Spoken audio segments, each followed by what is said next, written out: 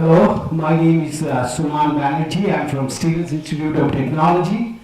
This is a paper with Ronald Masulis, who has empirical papers saying dual class shares are bad, but we are kind of exploring a new road to showing that dual class shares may not be that bad. It's not as revolutionary as the last paper, but I really enjoyed it, and let's think about. I want to skip this because we have seen Google too many times today. And I did not foresee this. I might have used something else. But at the same time, that if you talk to people, company people, they are very supportive of dual class. But when it comes to academician and legal minds, they are more in problems with dual class. So this is what I tried to show in this. Objective of this paper is to further understand. We are trying to understand the link between the ownership structure, governance, and the investment decisions. What I thought is missing in this literature, I will little bit give you an overview, is that if you restrict a group of people, and these people are powerful people, they are going to have some reaction to your action. And this reaction has not been modeled in the literature that goes into explaining how this thing is going to evolve, valuations of shareholders' welfare. So essentially, we are arguing that these are managers who takes important decisions within the firm. You suddenly impose external regulations on them. You pressurize the regulatory bodies to put the regulations on them, and they are not naive people. They are very clever. They understand law, so they are going to react to your regulations, and the reactions might be sometimes even worse than if you had allowed them to be bad in the first place. So that's what we're saying.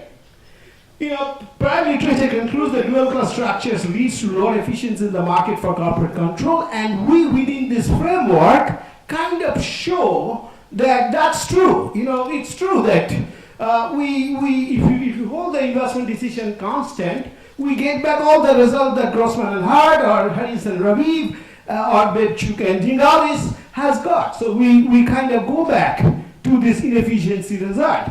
The impact of separation of voting rights on firms' investment decisions has not been analyzed. We analyze a firm facing a potential takeover threat. This is very important. It's a potential takeover threat from a rival firm with a manager controlling shareholders. We develop a theory in rational contracting. So this is a rational contracting environment with control reins. The main intuition, when a manager owns a voting shares, the firm issues non-voting shares to finance a scale expanding, a reasonably large investment opportunity. The manager suffers dilution of his or her ownership positions. This increases the risk that the manager can lose control of the firm, reduces unexpected private benefits of control, and expected wealth. That's the standard criticism what we have heard so far. Debt does not necessarily solve this underinvestment problem, because often debt carries with its risk of bankruptcy, consequently loss of control, and due to covenant violation. If you look at the recent keynote speech by Oliver Hart, who was one of the main authors in this literature, Hart and Grossman, he said that debt nowadays, covenant violation is the main source of debt-related frictions rather than actual default. As a consequence, the managers may forego some positive NPV projects in order to protect his control rights. Underinvestment can be extremely costly for the existing shareholders and reduces future dividends. And we ask the question, can non-voting shares play a positive role? Well, of course, non-voting shares are not, simple things, or they are not like all positive things. So we list the potential cost and benefits of non-voting shares. The benefits are that it allows, without changing the priority rules, without changing priority rules or any tax implications, it allows firms to raise capital in the form of equity, and without diluting the manager's control. So, and without issuing more debt, which can restrict their covenants. Hence, the non-voting shares can help to alleviate the underinvestment problem that we model. And also, issuance of non-voting shares raises the takeover premium of the existing voting shares. So, the existing owners, forget about the future owners, the existing owners, conditional on a takeover, I mean, that bid is lower, as I said, in our model as well. Conditional on a takeover bid, we show that the takeover premiums are higher for the existing shareholders. Potential potential cost of, I just copied the top, so there are some, this is potential cost of non-voting shares is dividend dilution. You are issuing large number of shares because the voting premium is not priced. And another is what we talked about so far is management entrenchment, which is basically you can think about senility, the reduction in efficiency, or you can think about just somebody else who could have done better with these assets without you're having control for the manager's quality to begin with. Main results. The issuance of non-voting equity can be optimal, where the benefits of higher investment outweighs the cost of marginal entrenchment and significant dividend dilution. So, this is I've already said this, but it's very important. It's trying to say that it's not that easy to see this benefit. This underinvestment is not that easy to see. And I will show you why it's not. We obtain conditions under which it is optimal for the firm to issue non-voting shares for both outside shareholders and the incumbent. So see, remember, this is a free choice. The manager, the incumbent, all has say in choice. So the incumbent can choose whether I will take dual class or non-voting shares or voting shares to finance an investment, issue equity. Similarly, the outside shareholders, they can allow him or not allow him through the charter which has been built up. And similarly, it's not really that somebody is imposing something on them. So it's a free choice. So no conspiracies here.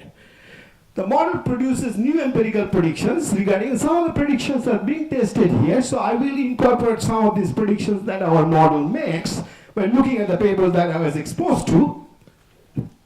The past empirical studies. I'll say that, I picked up one of my co-authors. So this is Masuli, Swang, and ZJ 2009 uses 12-class companies to examine how divergence between insiders' cash flow and control rights affects the extraction of private benefits. They find that the divergence in rights become larger, average acquisition announcement return falls, average CEO compensation level rises. But interestingly, one point, they have omitted, they have not really focused on their paper. If you think about the Rene et al. Paper, Schlingerman and their paper, they find actually larger acquisition, larger car. The larger car compared to the size. Now, when they say it's less, when they make a comparable sample by some, I'm a theorist, some propensity score matching or something which I exactly cannot decipher what's going on. But then they find that this car is relatively lower compared to these guys. But if you just unconditionally look at their tables, you'll be surprised to see that compared to the Rene, Slangerman, and paper, they show higher takeover premiums. A typical, so my co-author, I convinced him that this is something, is interesting. So the typical publicly traded firm starts, so I'm trying to model this. I might not, I have 3 places, thank you. So whichever I go to, and Benny says time is over, the next thank you is the extension that I will ask. It's a fairly complicated model, but I'll try to explain as much as possible. So we have four agents in the system. One is the incumbent manager, who I'm assuming represents the current firm, existing outside shareholders, potential new investors, and potential rival managers. See, this potential means they are drawn from the distribution. We don't know exactly their types. They are drawn from a distribution. What if the incumbent is the one who searches for new investment opportunities and conduct an initial evaluation of the potential investments, chooses investment projects to undertake.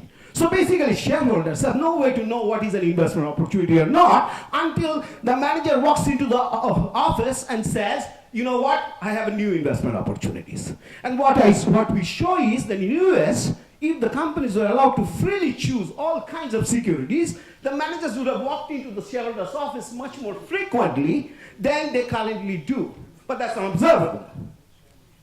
The investment managers, the firm's market value as its own is a private control. Again, private control, I don't want to waste time on the private control, but there is a private benefits of control. So the control rate is a must for our results.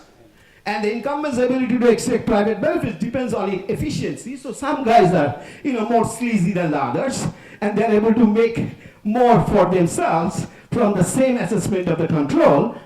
So it's something of a quality that is between 0 to 1. Private benefits reduces the firm's market value of dollar for dollar. The objective functions we maximize will show the objective function. The one thing I want to clarify is that I do not assume absolute control. We can have a beta strictly less than half, which means it's not possible to take over the firm, but our model works if we assume that beta is greater than half as well. So largest shareholder, but is well constrained. This is a critical assumption in our model. I want to focus your attention to this critical assumption. One is that if you do an expansion, if you do pro rata allocation, what is called right issue, then our problem will be solved. So we do not have a problem. So we are assuming that the current management is wealth constrained, means he cannot buy more shares in the new issue to keep his voting rights intact. So that's an assumption which is important.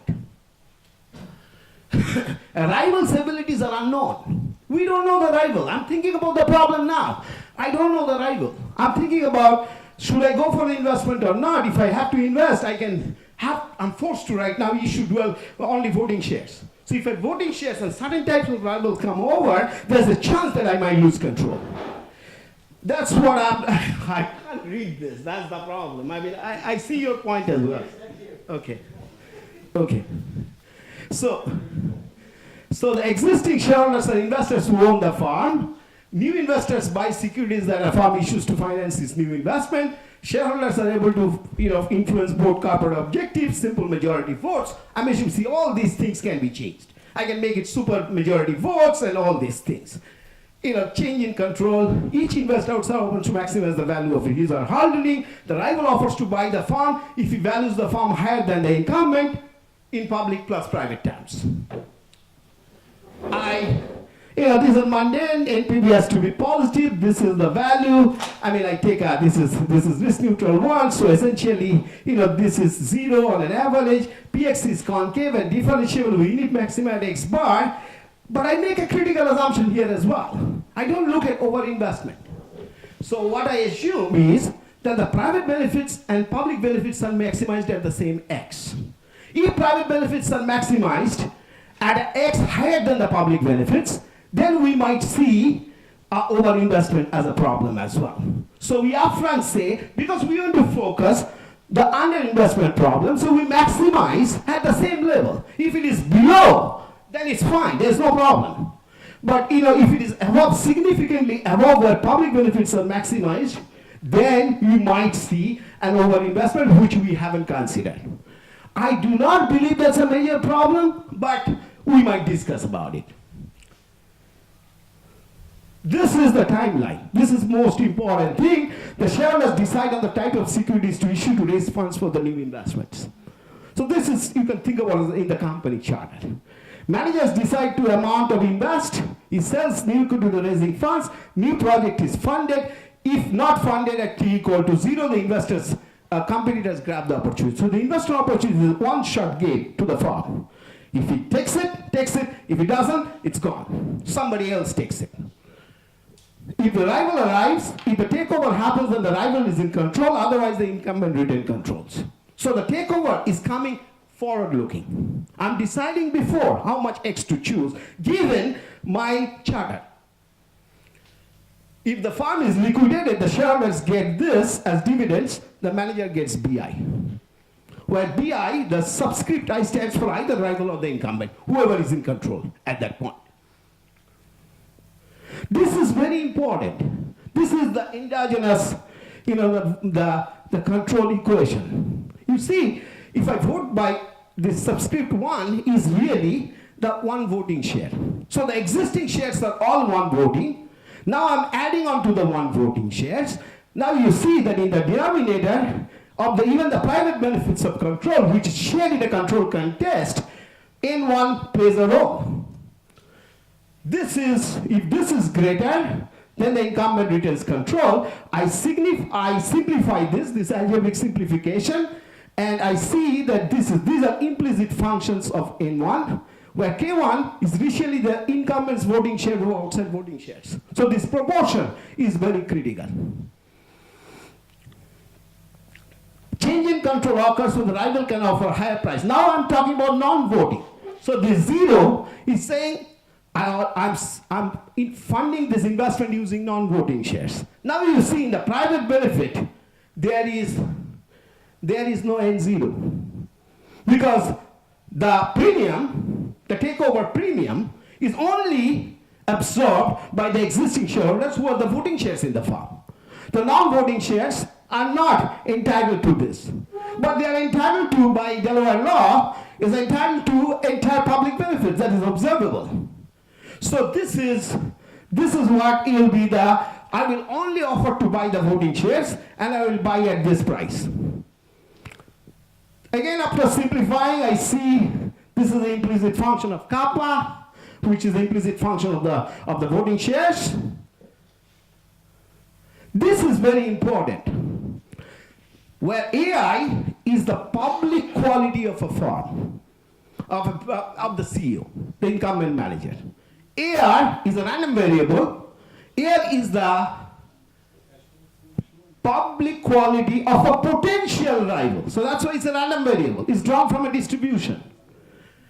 BI is the private benefit, private quality of an incumbent, whereas BR, which is this, I have solved the BR. BR is essentially a random variable, which is the public quality of the potential rival. So the pool of the potential rival relative to my position is important. See, what I say is this. We can solve for the minimum, given any public quality, I can solve for the minimum private quality that will ensure a change not a change in control. Similarly, I can solve, I know that BR has to be between 0 and 1. So using this upper bounds, I'm assuming a finite support distribution. So basically this manager's qualities are drawn from a bivariate uniform distribution.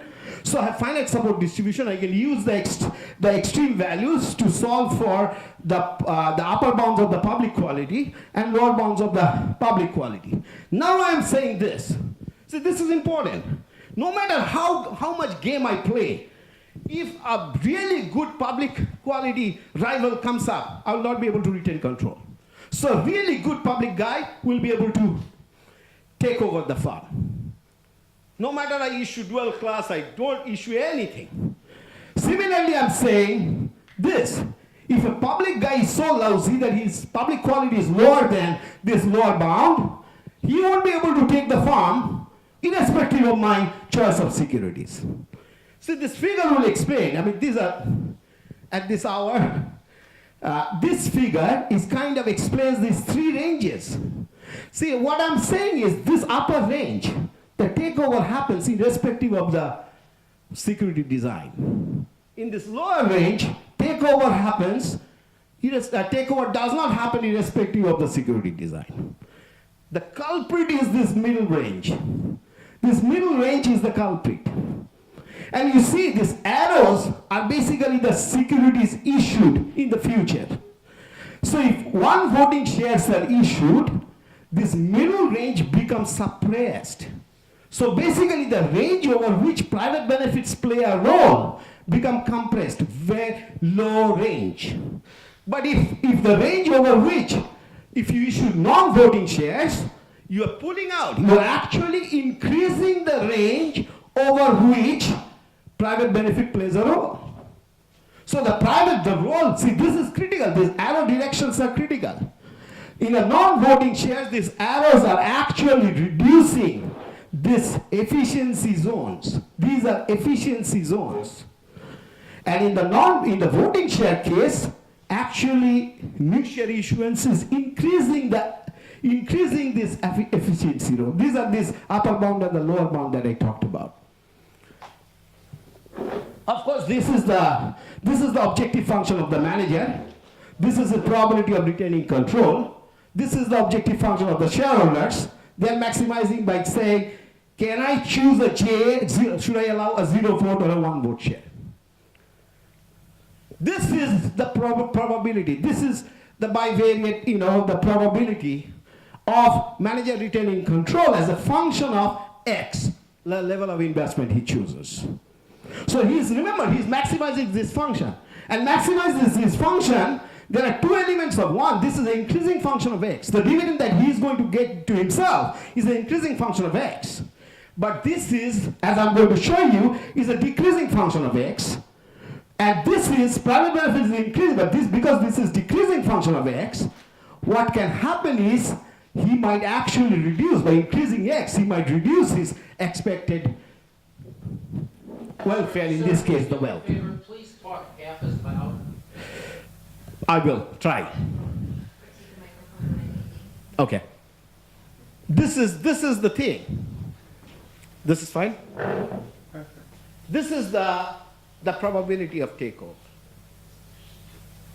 This is critical, as I said, this is the implicit function of the X. The X is implied in kappas. And the J's are the voting types.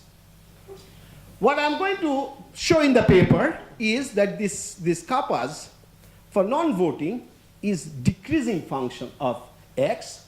Means retaining control is increasing function of X, and for voting, it's decreasing function of X. Now let me go through an example. This will, at this hour, weary hour, it will help you explain. So this is a very simplified example. Initial number of shares outstanding is 100. I own incumbent, manager owns 50. Existing firm value, investment opportunity, I have defined.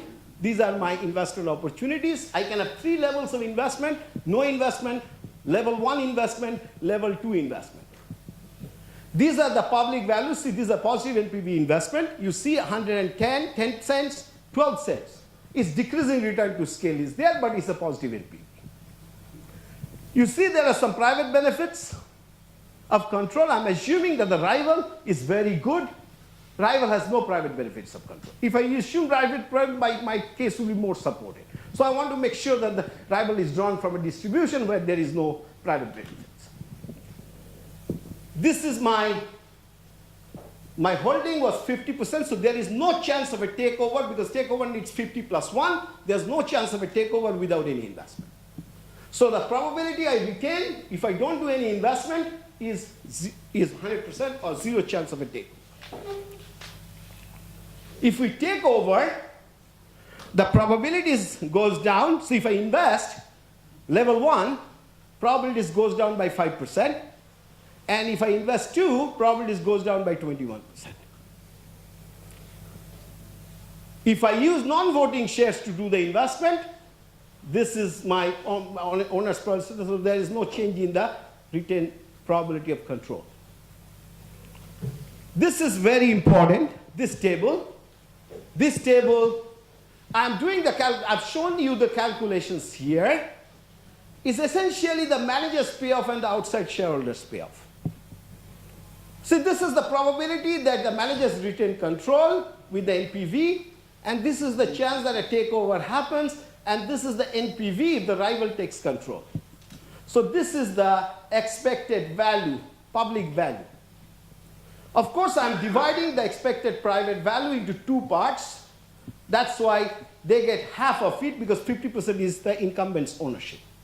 So the incumbent gets 50% of this plus the private benefits.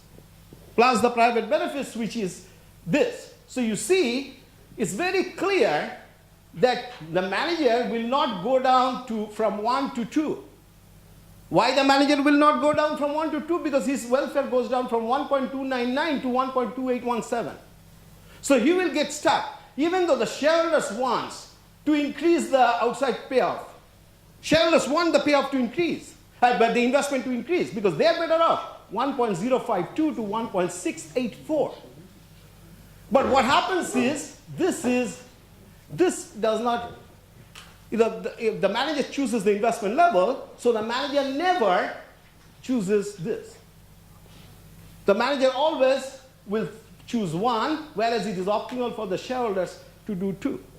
Now you see, if you do the non-voting shares, the manager has higher, with 2 he has 1.33, whereas with 1 he has 1.31, so you'll choose the level 2 investment.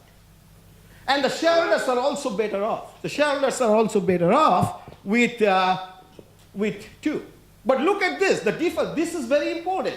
Look at the shareholders. Even if the same level of investment, with the same level of investment, the shareholders are better off with voting shares issued than non-voting shares issued. This is what Grossman and Hart is saying. This is what Harris and Raviv is saying.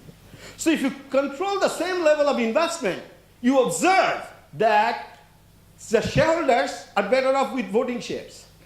But the unobservable is that you will have stuck at 1. The manager will report that investor level is 1. And the manager reports one investor level is 1, then the shareholders are worse off. By allowing the manager not to issue the non-voting shares, the shareholders are worse off. They're stuck at 1.052, whereas they could have achieved 1.06. So one of the concern that I have seen, Alex Edmonds has discussed this paper before, and his question was, can we do a contractual solution to this problem? And the answer is, so I modified my example and my model to show that that might be at least, see, I'm not saying contractual solution is not possible. That's, that will be something extraordinary. But what I'm saying, this example, you see the contractual solution is not possible because the gain of the shareholders is actually less than the loss of the manager. So in order to compensate the manager, the gain of the shareholder must be at least equal to what the manager is losing. So look at the manager is losing. This 2 difference is the manager's loss. And this 2 difference is the shareholder's gain. So this difference is bigger than this difference. The shareholders cannot make the manager compensate. So if they are better off moving from this place to this place, where they're trading off 0.0084 for a higher level of investment, which is 1.052 to moving to 1.06, and you don't need any incentive to managers to invest. So this is basically I show in my my results that where you will.